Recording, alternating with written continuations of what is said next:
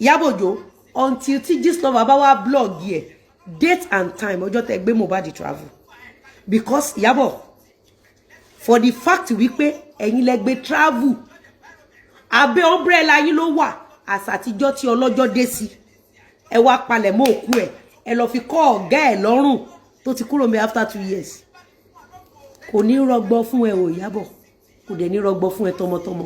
Lizzy Anjorin ti kígbàjarè síta wípé Ìyábọ̀ Òjó ò ní ó máa pa òun nítorí ọ̀rọ̀ Mohbad tí òun sọ ó ní wípé nítorí justice for Mohbad tí òun pariwo ó ní Ìyábọ̀ Òjó ti sọ wípé òun máa pa òun. Ẹ̀yin èèyàn wa ẹ jẹ́ ká gbọ́ nǹkan tí Lizzy Anjorin tí ó ní láti sọ fún wa ní àárọ̀ yìí.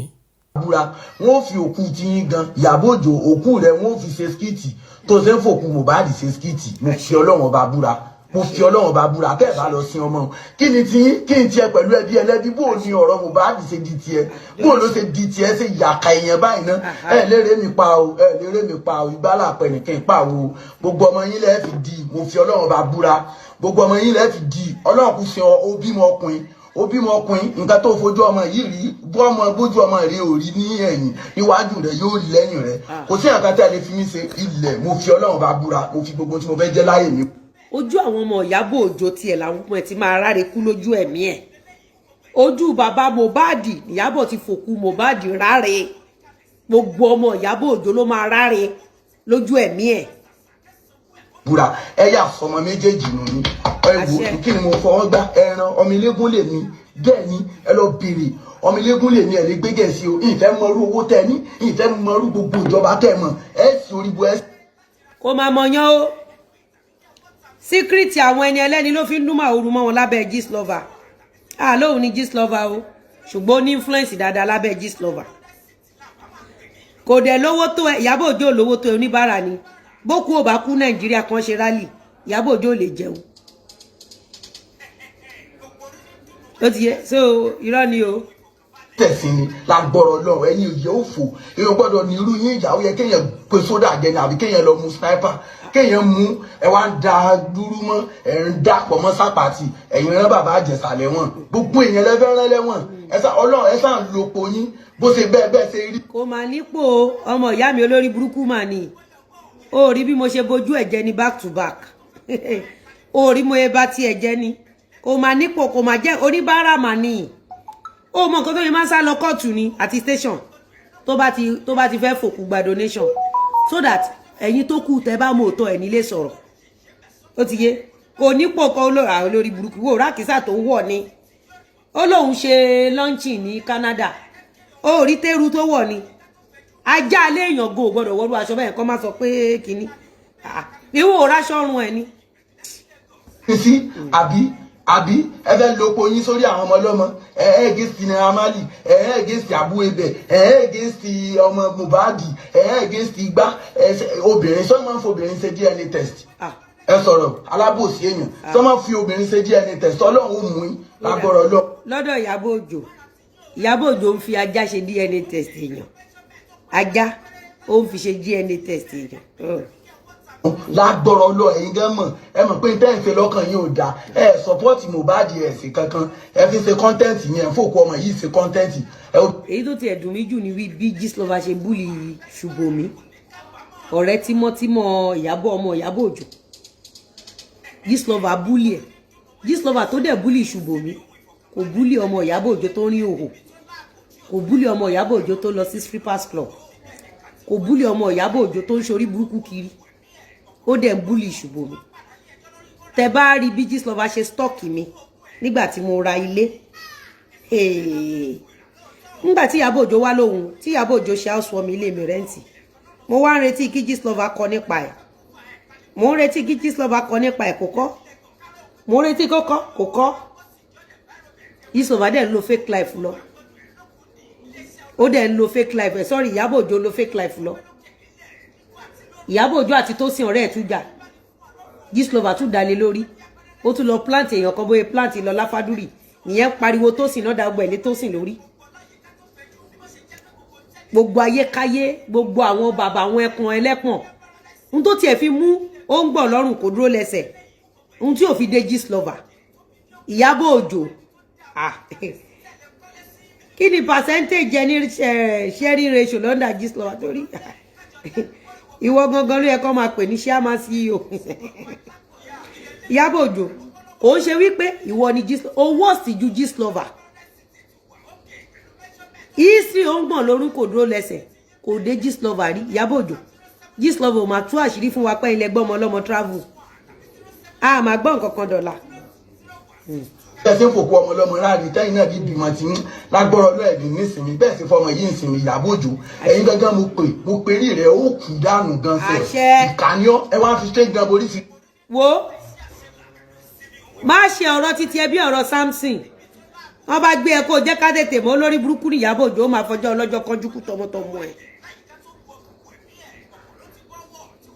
ẹ rí pé gbà tí mo sọ̀rọ̀ Samson níjẹta wọ́n lọ arrange Samson ní kóòtù lánàá ẹ connect dot ta ló ti rí story yẹn ibo ni mo ṣí ẹ kíní yẹn sí o ta ló ti rí story yẹn Samson ọmọ tó sọ pé kò ní dáa fún Ìyábọ̀ Òjó wọ́n ti arrange ẹ ní kóòtù lánàá ìjẹta dẹ̀ ni mo sọ̀rọ̀ ẹ̀ lálẹ́ òun ni mo sọ fún yín pé àwọn powerful people ló ń wò wá ó ti wá bẹ̀ wọ́n pẹ̀lẹ́ ṣé bí wọn náà ti bẹ̀ wọ́n sìn nínú Naira Marley àti Ìyábọ̀ Òjó ta ló rò pé ó ń stọ̀kì Mohbad nígbà tó wà láyé kí lorúkọ bọ̀bọ̀ náà kí lorúkọ ẹ̀ Jọmi Tómi àbí kí lorúkọ ẹ̀ Benny Money kí ni yẹn tí Ìyábọ̀ Òjó ṣe fún ẹ Ìyábọ̀ Òjó àti àwọn ọmọ ogun ẹ kí ni tó ṣe fún ẹ yẹn lọ́kàn ẹ̀fù tó bá ṣe ṣó mọ́ ta ló búlì Mohbad the journey of no return inú Ìyábọ̀ Òjó àti Naira Marley ọjọ́ ta ti ń ṣe show ọjọ́ ta ti ń ṣe show fún Naira Marley ẹ̀ríkẹ́ anybody stock yín so ibo wá ni Naira Marley ti rí àwọn tó na Mohbad kiri ibo ni Naira Marley ti rí àwọn tó na Mohbad kiri ṣe bí show lásán ló ṣe fún Ìyábọ̀ Òjó tán stock yẹn èmi tí mo jókòó ìtẹ́yàn bá ṣe show fún mi mo máa dìde tán máa ṣe show padà fẹ́ nìyẹn ni mo ká cyber stock èèyàn Ìyábọ̀ Òjó lọ́lọ́run fi fún òun èèyàn sọ wípé ẹ̀yin kan wà tẹ́ sọ wípé very dark man ó ń divert justice for Mohbad aburú akàn yín tọmọtọmọ yín aburú tó ṣẹlẹ̀ sí Mohbad gbogbo ọmọ tó jáde lára yín ló máa ṣẹlẹ̀ sí gbogbo yín tẹ́ sọ wípé very dark man ń divert justice for Mohbad torí olórí burúkú ló pọ̀ nù yín what is justice for Mohbad inú mi dùn pé pọ̀ lálẹ́ tẹ́ ń wò mí lórí Facebook tán bá béèrè lọ́wọ́ yín pé what is justice for Mohbad Ìyábọ̀ Òjó definition of justice for Mohbad is ẹ máa tẹ̀wó ẹ máa ṣe donation that is definition of Ìyábọ̀ Òjó's justice for Mohbad àwọn tó dẹ̀ wà pẹ̀lú Mohbad ní diamond tó fi kú kí gbogbo àgbáyé tọ́jú wọn àwọn tó gbé travel kí Nàìjíríà má sọ̀rọ̀ ń pa wọn that is Ìyábọ̀ Òjó's definition of justice for Mohbad àwa tá a wá ní làákàyè àwa tá a máa jẹun ọmọ àwa tá a ní fojú sunkún ọmọ tá a mọ tá a ń ṣe tá a lọ́pọlọ our justice for Mohbad start from one why is people that were with Mohbad at his vulnerable moment why do they end up in Ìyábọ̀ Òjó's house justice for Mohbad point number one why is ìyàwó Mohbad are supposed to give an accountability of what happened to her husband is under Ìyábọ̀ Òjó's umbrella number two number three Mohbad's wife Mohbad's younger brother they were all with Mohbad at his vulnerable moment the die moment both ìyàwó and Adura what were they doing under Ìyábọ̀ Òjó's umbrella Nigerians need to know if Ìyábọ̀ Òjó's hands are cleaned Ìyábọ̀ Òjó don't need Mohbad's wife Mohbad's younger brother that was with Mohbad at that vulnerable moment under her umbrella. Iyabo Ojo supposed to stay neutral and allow the family to mourn in peace, in love. Why did Iyabo Ojo scatter the family and use Baba Mohbad as scapegoat for further donation and to shield people that can tell Nigerians the color of death that by Mohbad?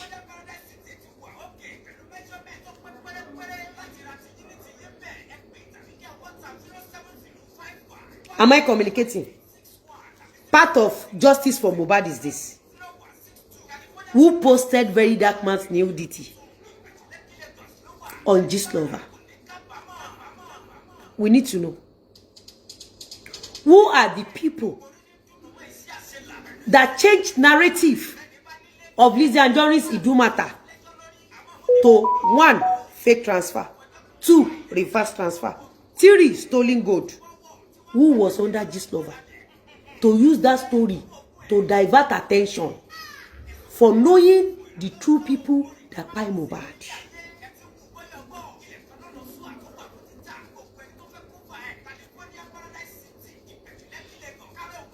So we need to know,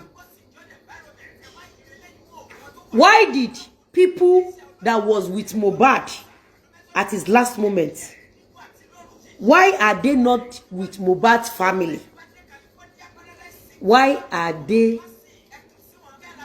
in the same camp with Iyabo Ojo that just traveled with Agbesun with Mohbad? What are they trying to cover? Why did Iyabo Ojo lie and push fake narrative against Sam Larry and Naira Marley and Sam Larry? What was Iyabo Ojo? What was she trying to cover? Justice for Mohbad is more than 100. I can list them. And for us to know what truly by Mohbad, we need to know the reason behind Iyabo Ojo's pushing narrative upon narrative upon narrative. We have to checkmate Iyabo Ojo's narratives. Which ones are reals? Which ones are fake? Which ones are the truth? Which ones are the lies? When we gather the lies of Iyabo Ojo, then we will now ask question, Iyabo Ojo, why did you lie? Then we will now know, okay, I lied because this happened, this happened. That is nǹkan tó máa gbé wa débi ikú Mohbad. Why did you conduct DNA in Baba Mohbad absentia? Why did you pick up a woman to conduct a DNA for a man? As a matter of fact, justice for Very Dark Man, 100%. Justice for Naira Marley, justice for Sam Larry, justice for Ijesha, justice for Lizzy Anjorin, and some other people that could not cry out. For those of you that really want justice for Mohbad, you know who bullied Mohbad. With the little stalking Iyabo Ojo has given you guys, both online and offline, bringing out your phone number, you all should know the level of tortured Mohbad went through before his spy. And who has these materials to cyber stalk, both physical and online? Iyabo Ojo.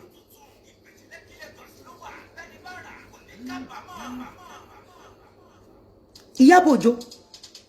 A lot of people, they bullied me. Èèyàn mélòó ni mo stalk. I know a lot of people's stories.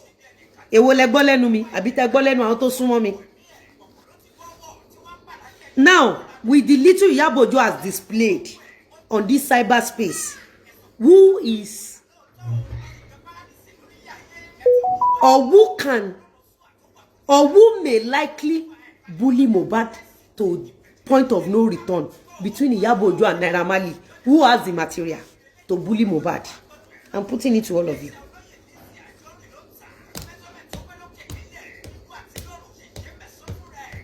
kí ni Ìyábọ̀ Òjó àtàwọn ọmọ ẹ̀ kí ni àwọn ọmọ Ìyábọ̀ Òjó lọ bá àbúrò Naira Marley ṣọ̀rẹ́ fún kí ni Ìyábọ̀ Òjó ti àwọn ọmọ ẹ̀ lọ sí Naira Marley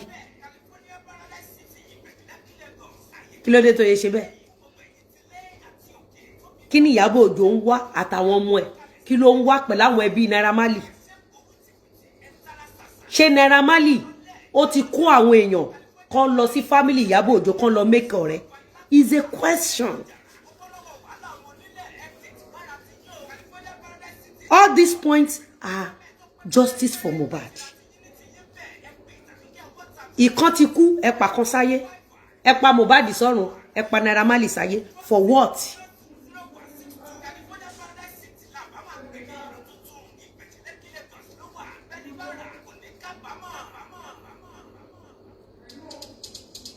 For what?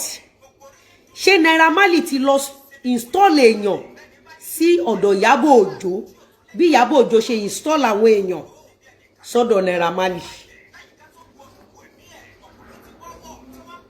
Ṣé Lizzy Anjorin ti install àwọn èèyàn sínú family Ìyábọ̀ Òjó bí Ìyábọ̀ Òjó ṣe install àwọn èèyàn sínú family Lizzy Anjorin?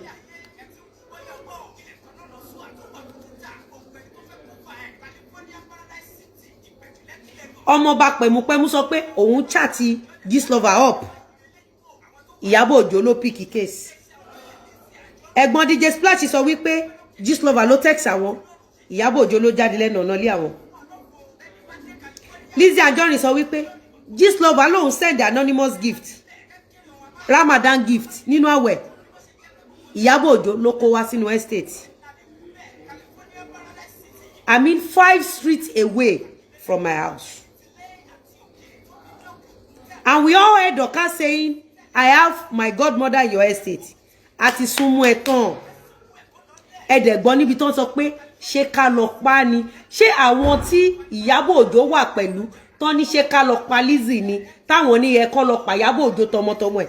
Ṣé the same people kọ́ ni wọ́n rán lọ sọ́dọ̀ Mohbad ní 9 minutes tọmọ yẹn kú is a question. Who has material to pa Mohbad nínú Naira Marley àti Ìyábọ̀? That's a question. Tábá wá rí gbogbo yín tẹ́ ẹ bímọ títí yín. Tẹ́ wá rò wípé gbogbo aburú tí Ìyábọ̀ Òjó ti ṣe kò kàn yín. Gbogbo bá ń jẹ́ tọlọ́run lọ́lá wọlé sùn yín. Kẹ́ ẹ tó jáde láyé. Ohun tó ṣẹlẹ̀ sí Mohbad á ṣẹlẹ̀ sí gbogbo ọmọ tó tara yín jáde. Ẹ jẹ́ ká wọ ọ̀bọ ìtàn. Ìsì pè mí ẹ̀yin kẹ létí gẹ̀bọ́ so ẹ̀fáǹsì mi dẹ́. Ó ní ti woman kan náà tí mo save. Ó ní ti woman kan náà tí mo save. Good. Mohbad tó fẹ́ fi dára tó fẹ́ fi ẹ jẹ́ ká gbé lẹ́yìn obìnrin bíi ọmọ kápẹ́ńtà ni mo. Ṣé dẹ́rù á dá yín lẹ́bi òun á dìde àlàyé wà Nàìjíríà ìgbà tó ti mọ̀ pé kò dúró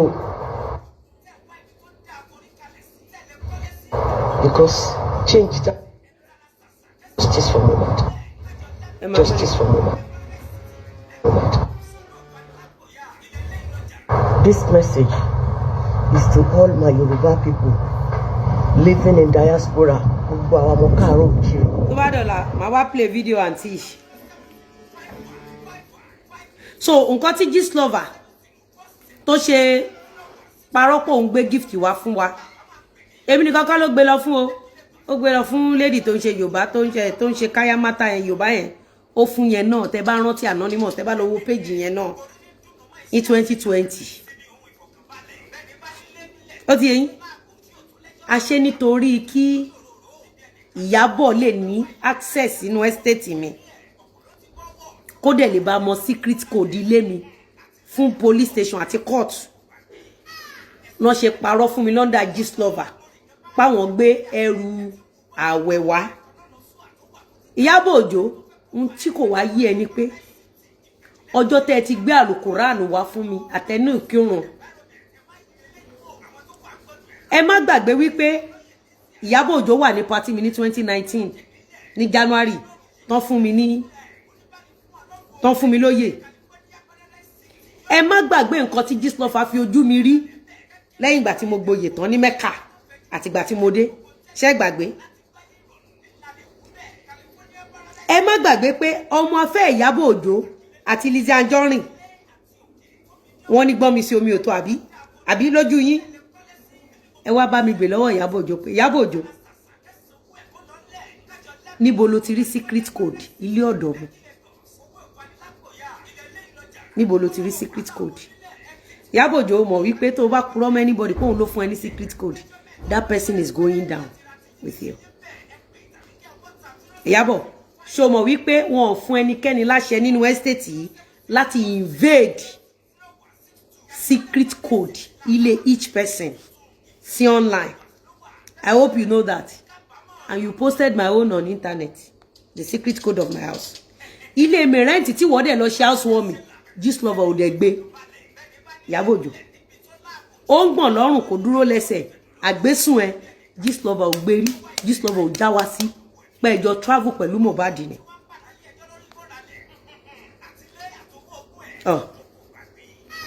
Ṣé Ìyábọ̀ Òjó ní time àti jẹun débi kó máa take care skin ẹ̀? Àwọn petty personal things. À ń sọ̀rọ̀ wípé ẹ fi òkú ọmọ ọlọ́mọ gba donation. Ó ń sọ̀rọ̀ pé èmi ò take care skin mi. Ṣé Ìyábọ̀ Òjó ṣé ẹ̀ka ẹ̀ sì yọ báyìí? Ìyábọ̀ Òjó tó ti kú sáyé tọmọtọmọ ẹ̀. Ṣé ẹ̀ka Ìyábọ̀ Òjó yọ báyìí? Ó rí gbogbo kókó ojú Ìyábọ̀ Òjó bíi ìtakọ pẹ́pẹ́yẹ ni. Ṣé bẹ́ẹ̀ mi lẹ sọ pé mo ní skin tags mi gan ti wọlé tán? Gbogbo skin tags mi ti wọlé tán. Wo ọ̀rẹ́ ẹ̀ka mi orí bóyá ìfẹ́ mo rí gbogbo orí mo dàbí bébì. Mo mọ̀ọ́mọ̀ dress down ni o. Mo mọ̀ọ́mọ̀ dress down torí mo ní event tí mo ń lọ. Mo ṣe ń dress down láti bí 2-3 weeks ago. Orí mo ìfẹ́ ṣé Ìyábọ̀ Òjó à ń sọ wípé ẹ̀ ń pààyàn fi gba donation. Tí skin Lizzy ò bá look nice ṣe bí ìṣòro tèmi nìyẹn. Kí ló dé tí ìṣòro personal ìṣòro Lizzy kí ló dé tó jẹ́ pé ó jẹ yín lógún ju ìṣòro nation tẹ́yìn ti da ìlú rú pé ẹ̀ ń pa àwọn ọmọ ọlọ́mọ fi gba donation allegedly. Inú skin tèmi tó fine tó ń glow yìí àti ìgbésí ayé Ìyábọ̀ Òjó tó ń fòkú gba donation. Èwo ló rò pé ó yẹ ká discuss?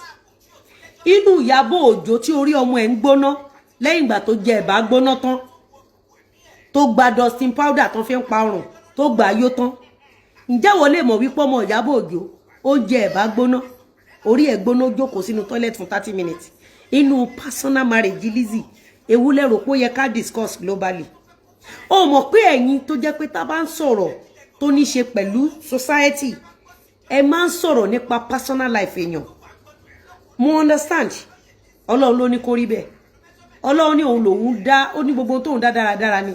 Ó ní at the same time ó ní àwọn kan wà òun lòun kọ̀yìn sí wọn. So òun ni irú ẹ̀yin tá à ń sọ̀rọ̀ odidi ọmọ tó kú ìyá àbèjì kú Dọ̀kásì ló pààyàn dànù torí kò fẹ́ give account owó tó gbà fún òkú ìyá owó pàtí àbèjì wà láyé. Ìyábọ̀ Òjó sọ fún wa pé òun mọ Naira Marley rí kò sọ fún wa pé òun àti Mohbad jọ wà lábúròdù ọ̀ntì ìgbà tí fídíò kan jáde fídíò tí Ìyábọ̀ Òjó àti Mohbad jọ wà lórí set. Ìyábọ̀ Òjó desperate àti jí Mohbad gbà lọ́wọ́ Naira ó gbà tán ó tún lọ ń bá ya skit àmọ́ gbà tí Mohbad kú Ìyábọ̀ Òjó mórí pamọ́ Ìyábọ̀ Òjó sọ pé òun bá Mohbad ya skit kódà olówó òrírí òun ọ̀pàdé ẹ̀rí.